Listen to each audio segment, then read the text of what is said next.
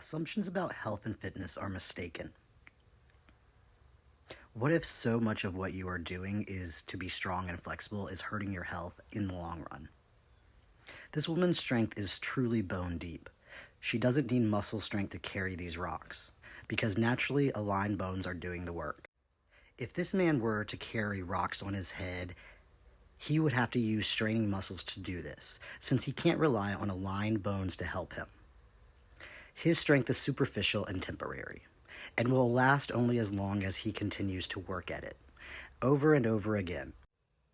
Our culture's emphasis on sculpting muscle and rock-hard abs may have come from forgetting about how to inhabit our bodies and intend by our design. As young children learning how to walk, no matter where in the world we are born, each one of us has to find the central axes, our plumb line, along with the joints that carry the weight, ankle, knee, hip, and shoulders, line up. Although babies don't understand the details of what they're doing, once they have figured out how to stand and walk without falling down, their leg bones serve as a vertical pillar. This places the pelvis in a natural position to allow the spine to be a supporting structure. This support, whether we are sitting, standing, or bending, is designed to last a lifetime. Throughout history, on every continent in the world, people have carried bricks, rocks, water, food, furniture, just about anything at all on their heads, sometimes day in and day out, for decades, without developing problems. While it is true that some people carry heavy loads on their heads do suffer damage to their spine, it's not because of what they do, but how they do it. We see countless examples today of people who have never carried loads on their head, but who have gradually, over time, have fallen out of line of these bones. We can call this shrinking. This inevitably happens with age. Yes, example of people who remain upright and strong bring some of our basic assumptions into this question and demonstrate that relying on muscles will eventually fail us, but relying on bones will not. People who age into their 80s and 90s along the plumb line remain vital and flexible. Their spines remain extended, their shoulders relaxed.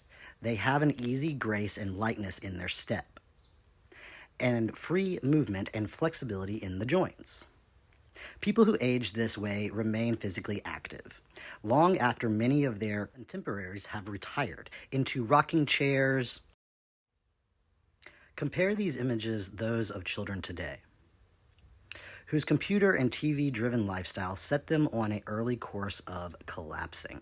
Beside the obvious aches and pains that result from misplaced bones, their vital organs and connective valves and plumbing are compressed, impairing blood flow, breathing, digestion, elimination, and nervous system function.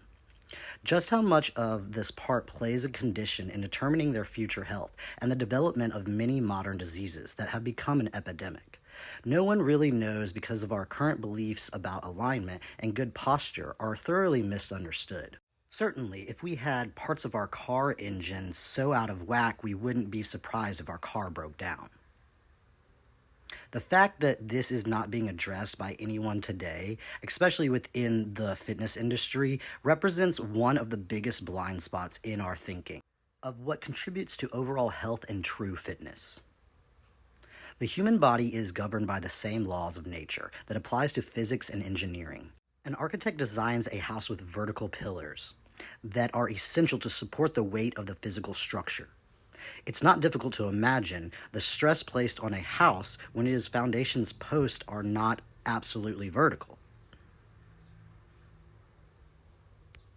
Welcome to the land of suck and tuck.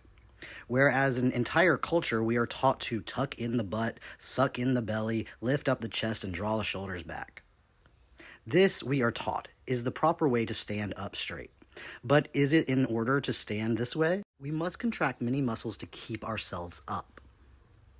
Not only does this shorten the back of my spine, squeeze my organs, tighten my diaphragm, thus affecting my breathing, it pulls my leg bones off the vertical line. When I let go of the muscle tension that is holding me up, I collapse, for I don't have aligned bones to support me.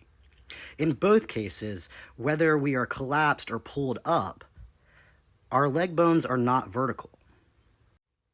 Take a look at what happens when you try to hold yourself up when someone's pressing on your head, mimicking the effects of gravity over many decades. Like a building without a foundation support, we crumble. Notice how different things are when you support by vertical legs. Here there are a relationship between your pelvis and your ribcage, shoulder and the skull, that provides maximum strength through the spine. If someone presses on your head now, as hard as they can, they're going to withstand the forces of gravity.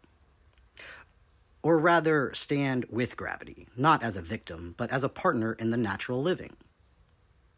Knowing these factors causes me to change the way I exercise, the way I might practice yoga, heavy boxing, bending to tie my shoes. Over time, I apply this awareness. My body gradually realigns itself. Here's the good news. Just about anyone can relearn. With a bit of practice, how to redesign the natural design that brings us into physical alignment with an essential aspect of who we are as human beings. In this way, we become free to be genuinely strong, easily flexible, and comfortably healthy for the full life that we want to live.